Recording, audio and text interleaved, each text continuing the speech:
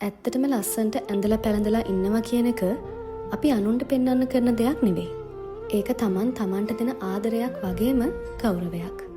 උදේට ඇහැරිලා ලස්සන්ට පිළිවෙලකට ලෑස්ති වෙලා කණ්ණාඩි ඉස්සරහට ගියාම මේ දැනෙන පොඩි ගැම්ම මුළු දවසම සාර්ථක කරගන්න අපිට උදව් කරනවා.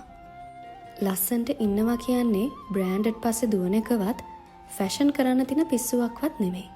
ඒක අපේ පර්සනැලිටි එකට ගැළපෙන විදිහට අපි හැඩ ගැහෙනවා කියන එක.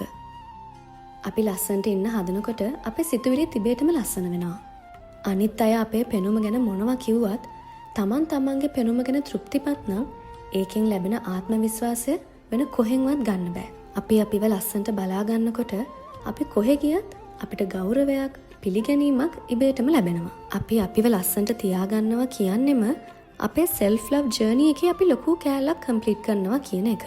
මොකද අපි අපේ පෙනුම ගැන උනන්දු වෙනවා කියන්නේ අපි අපේ ජීවිතය ගැන උනන්දු වෙනවා කියන එක.